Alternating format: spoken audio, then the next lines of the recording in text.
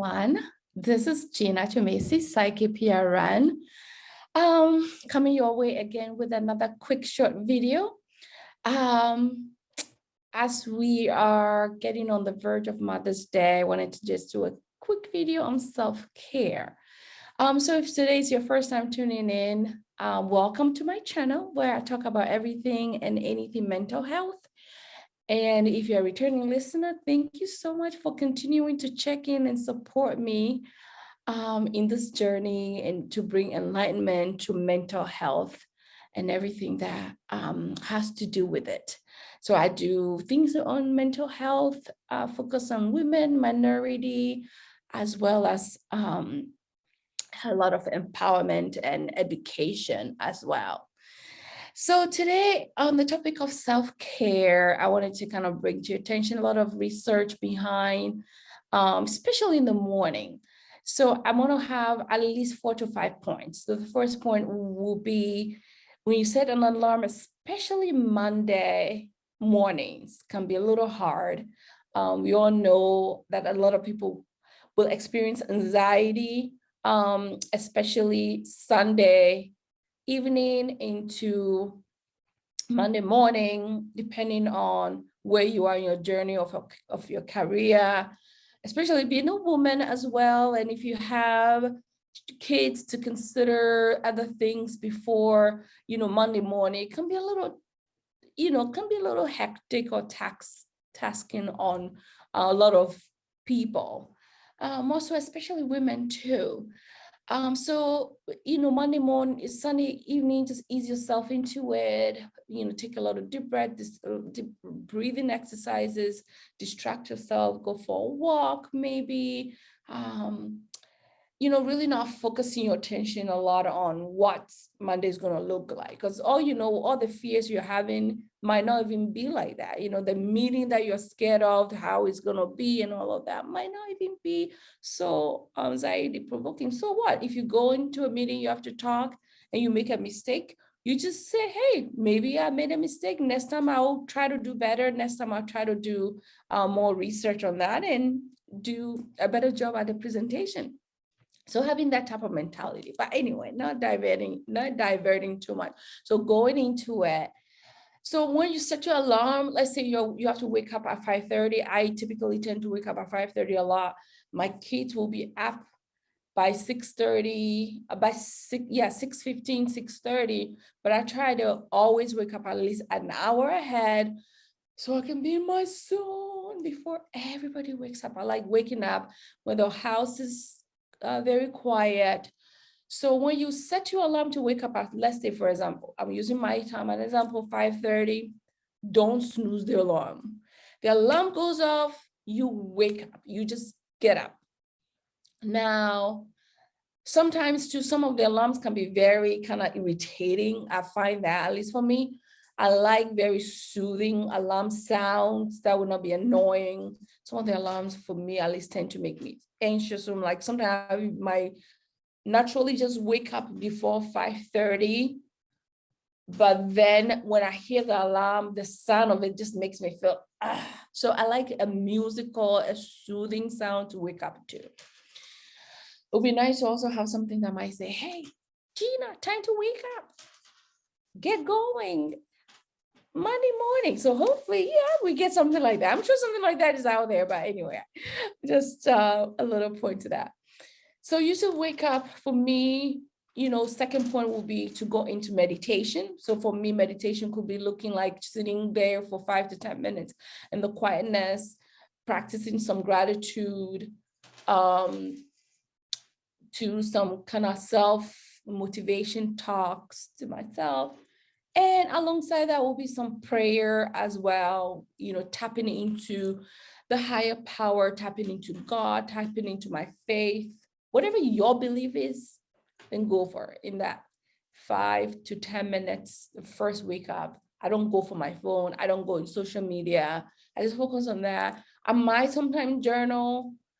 So after 5 to 10 minutes of doing my meditation, doing my thing, I might, once again, journal or write some really positive thing or write a note from a Bible quote or something like that. just to have that, because I have my journal or whatever you use, a note on your phone. Then I go into maybe quickly looking at my schedule for the day, looking at what I have on a calendar, my work, and then looking at what appointment I already have. And I usually will jot down if anything I've forgotten over the weekend to put in, because I usually always have to have everything planned out for my day, from my own appointment, my kiddos appointments, whatever else is in between their meetings, everything will be on my calendar. I visualize it and I'm like, okay, this is what I'm looking at. Sometimes I look at the next day also a little bit just to see how my week in general is going to look out. If I have to move certain things around, because things happen and you might have to kind of shuffle things around a little bit. But every morning I have to do that meditation, and then I have to, sometimes sitting on my knees really, or in a like a yoga like pose, just be in my quiet zone for a few minutes. And then I go to looking at my schedule, because I already kind of plan it out on the weekend anyway. So I don't wait to plan it out on Monday morning. It's already planned out sometimes even Friday or the week ahead. So then from there, I will just come downstairs and then I'll get my coffee. I usually love my coffee. So another thing with coffee is I've been, especially when I hit 40, I've been really being mindful on sugars. So I will do coffee in the morning, but now I've transitioned 100% to oat milk or almond milk. Coconut milk is another one. I'll sometimes mix it. Initially, how I did it was easier for me was do half and half. I would do the regular creamer, and then I'll do half of oat milk or almond milk, and then I transition to 100%. It doesn't even change, but I think it's all about acquiring the taste. Now, my other goal is sometimes to have just coffee and without anything in it and see how that goes. Now, another thing to know is, for someone that can be vain like me, is if you want to drink your coffee, because after a while, coffee can be stained, even what is it called?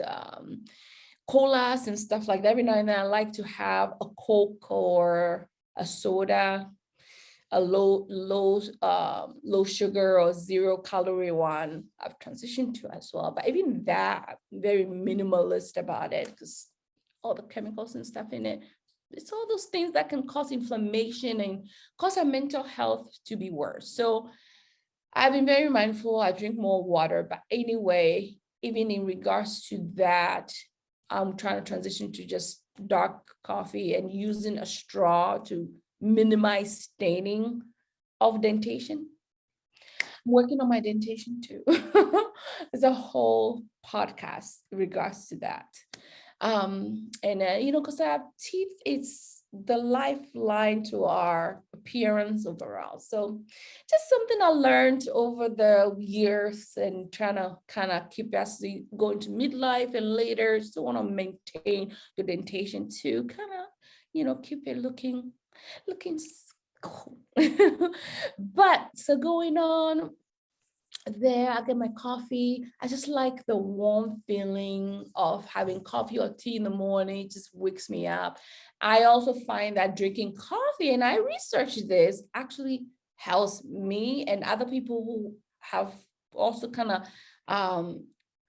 alluded to that, is that it helps focus. And I find that the first few hours, at least the first 4 to 6 hours of my day, my 1 cup of coffee helps me focus more, like I'm more productive within that time. So I'm a busy mom, I'm a career woman, and I have so many project meetings and everything going on. I carve off my time between the 8:30 when I have my kids off to school, 8:15, 8:30, and all the way to like 4:30, 5 o'clock. That's my block of time. After that, my phone goes into dead silence. I used to just keep it open, but for my mental health, many times a week, I would just, if you don't get me within that time when I pick up my kids, I want to give them 100% of my attention. So, every now and then I kind of flex that though. No, but research has shown also that really kind of minimizing interaction on the phone, social media, and all of that, and really carving out time to have that out of your way, especially when you come home and you want to interact with the kids and find out how their days were. You don't want any distractions and all of that stuff. That time with them too is very critical and very important. So then from there, I go and wash my face. Sometimes I do that before coffee or vice versa. Wash my face. I like washing my face with cold water. And this is not just me. Research has shown washing your face with cold water, or if you're brave, which I'm also working on, is to have a really cold shower, or get into an icy water in a tap, like really making that, maybe throwing a couple ice cubes in there. Like this is something you have to prepare ahead of time. That gets all the blood flowing, gets all the blood to your brain, and gets you more alive and engaged, so to speak. A lot of these things that I'm talking about, and that I've been talking, it takes a lot of intentionality. You have to be intentional about everything. Not that I'm saying that I've 100% figured it out, all of it out, but it all takes intentionality. And I have found that tapping into all those research positive things has brought into my life a lot of positive outlook. Because as we get, to doing this thing called life, you get hit bumps in the road, and you don't want to make yourself feel like you're just dragging yourself through life. You don't have clarity, you don't have direction, you just flow in the direction of the wind. You have to be very intentional about life and make your plans. You might fall and you might, have failures, but in the midst of the failures, when you get up and you keep going and you keep chugging along, the universe somehow has a way to answer you. And the universe, God, however you want to interpret it, has a way to answer you. So we all have our journey, we all have our assignments. So really being intentional about your direction, and really being doing it in a way where it's soothing for you, and not, maybe, kind of hurting other people along the way. So that will be I think that's my third point. So cold wash of the face, cold shower, vice versa, getting that blood flow going. Also has shown to reduce inflammation, by the way. Reducing inflammation means reducing anxiety, reducing depression, reducing the chances of any mental health conditions, really. Also reducing physical ailments, including blood pressure, blood sugar.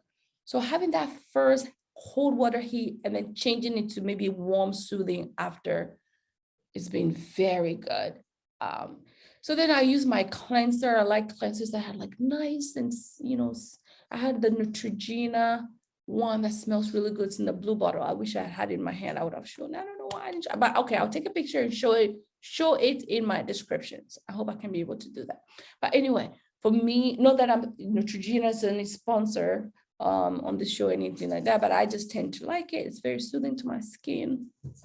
So from there, I get myself ready, dressed up, and then get the kids up. Oh, a lot of time by that time they're up, or one of them might be chasing me around, and then get them ready. So all this stuff I'm saying, as mothers, we have to juggle a lot.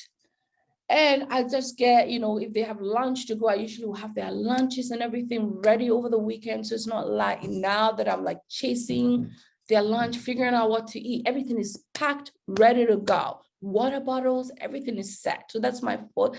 Kids are up, they start brushing their teeth, their lunch, everything is laid out. I also make sure that I have all their clothing laid out from the night before. So when they wake up, everything's laid out. Shoes, socks, underwear, everything. So I'm like, Mommy, where's my underwear? Mommy, where's my sock? Come on, my sock. Everything's chaotic. No. So I usually just would do that. And I have a visitor who want to say hi. Hi, Hope. That's my little dog who's saying hi to me. Such a distraction. So that's my fourth. So I have everybody ready to go. Keys, I know where everything is laid out. And then boom, we are out of the door. So that gives me center, gives me direction, makes me feel aligned. So it's not like, okay, so, and this is my practice for the past almost 2 years.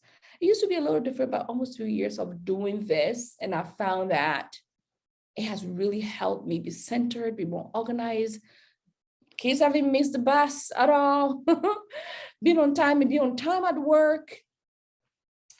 And it just made me more stable, more organized, and more centered. So if any of this has been your practice, please share in the comments. If you have other ideas of practice, please also, put in the comment below. Let's chat about this of self-care in the morning. Oh, and then I forgot. Oh my God, I forgot. Big point. As before I have coffee, and this is also another research, I always have a bottle of water in the morning. First thing that will hit my gut will be water, either just plain water, or I will usually have this room temperature water with some lemon in it. I don't know how I forgot that. So as part of me having my coffee, before having coffee, I'll have warm room temperature water with lemon, or sometimes I maybe use tangerine a little bit in it. And that's the first thing that hits my stomach. I don't like just coffee or anything like that being the first thing to go into my gut system. And this is also really good practice. It gets the gut going, gut moving. If you're somebody who tend to be maybe a little more on the constipated side, it gets things moving. So at least you've had your nice, good bowel movement in the morning. Like I said, I'm a nurse practitioner. I was a nurse inpatient for a long time. So when we talk about gut health and BMs, bowel movement, or good old pooping, excuse me, we always have to make sure you have the good ones, not the pebbly ones, not the, no, a nice, good, long one. You always make sure you look at your poop. Now, I'm not going to divert. I said that because when you look at your poop, you know that if there's a difference, you can catch some type of physical ailment that might be going on, including, things like cancer, like colon cancer. It could be changes in color, bleeding, blood in it, and things like that. So looking at color and appearance is really important. So that's just not to divert. But anyway, I just wanted to stress the importance of drinking water first when you wake up in the morning than any other fluids to keep you going. And it keeps your skin really hydrated, keeps pimples down, and things like that. So if you catch me on this video, like I always say, if you whip it in your mind, you can whip it anywhere else in your life. And I'll catch you on the next video because my little one's starting to fast. That's another little one that I have. All right, guys, we'll catch you later. Preview.